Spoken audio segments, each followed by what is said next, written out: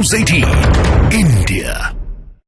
नीतीश कुमार बिहार के नवे मुख्यमंत्री के तौर पर शपथ लेने वाले हैं। लेकिन आप सोच रहे होंगे वो तो पहले से ही बिहार के मुख्यमंत्री हैं, शपथ तो वो पहले ही ले चुके हैं, तो अब शपथ क्यों लेंगे? तो दरअसल नीतीश कुमार जल्द ही इस्तीफा देने वाले हैं और इस्तीफा देकर दोबारा जल्द ही संभावना है कि वो मुख्यमंत्री के तौर पर शपथ ले लें। जब पहले वो मुख्यमंत्री थे तो फिर जेडीयू और आरजेडी का गठबंधन था, लेकिन अब वो आरजेडी का साथ छोड़कर बीजेपी के साथ आ रहे हैं और बीजेपी के साथ अलायंस करके वो मुख्यमंत्री बनेंगे। लेकिन आप ये सोच रहे होंगे कि कोई भी पार्टी जब मजबूत होती है तो उसके साथ अलायंस तमाम पार्टियां बनाना चाहती हैं। संभव है कि जेडीयू ने भी बीजेपी के साथ यही किया हो, लेकिन आप गलत हैं।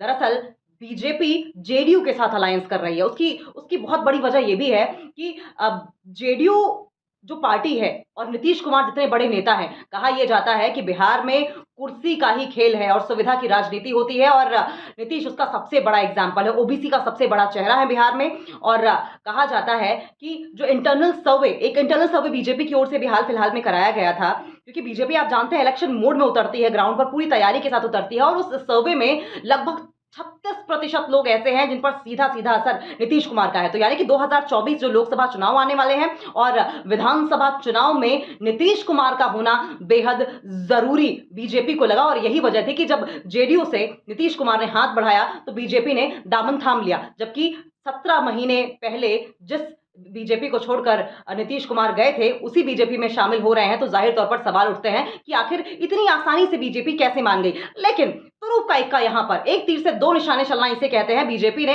महागठबंधन की जो सरकार थी, सूत्रधार नीतीश कुमार थे। नीतीश कुमार ने ही कांग्रेस को मनाया कि आप महागठबंधन का हिस्सा बने और उसके बाद नीतीश कुमार ही वो थे जिन्होंने ममता बनर्जी से बात की, जिन्होंने अखिलेश यादव से बात की और महागठबंधन बनाया और महागठबंधन के तमाम नेताओं को एक मंच पर लेके आए और उसके बाद हर सीट से एक उम्मीदवार के दावेदार के तौर पर कैंडिडेट को खड़ा करने की रणनीति बनाई। संभावना यह थी कि यह महागठबंधन बीजेपी को टक्कर दे सकता था, लेकिन धीरे धीरे फूट सामने आने लगी और क्योंकि सूत्रधार ही यही थे, नेतृत्व करने वाले ही यही थे और जेडीयू ने तो नीतीश कुमार को पीएम कैंडिडेट के पद पर प्रचारित भी करना शुरू कर दिया था। पटना में तमाम पोस्टर्स भी लगाए जाने लगे थे।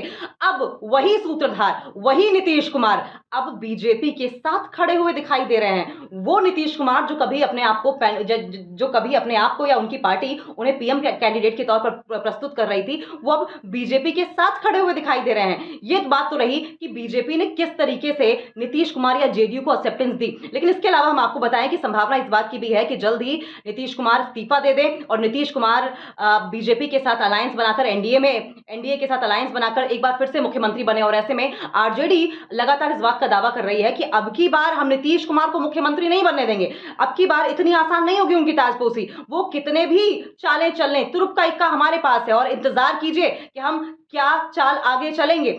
और इसी को लेकर अब बिहार में गहमा गहमी लगातार जारी है। ऊंट कर किस करवट बैठेगा ये देखने वाली बात होगी, लेकिन एक बात तो तय है कि नीतीश कुमार उस सूर्य की तरह हैं जिसके किनारे किनारे जो तमाम ग्रह हैं वो चक्कर काटते हैं। दरअसल लोग कहते हैं कि कुर्सी के लिए वो इधर उधर होते रहते हैं, लेकिन आप जरा इस एग्जाम्पल को देखिए, नीतीश कुमार एक सूर्य हैं, वो तो कुर्सी पर टिके ही रहते हैं, जो तमाम ग्रह हैं वो किनारे किनारे चक्कर काटते रहते हैं। फिलहाल ऊंट किस करवट बैठेगा आपको न्यूज़ 18 इंडिया पर जल्द बताएंगे।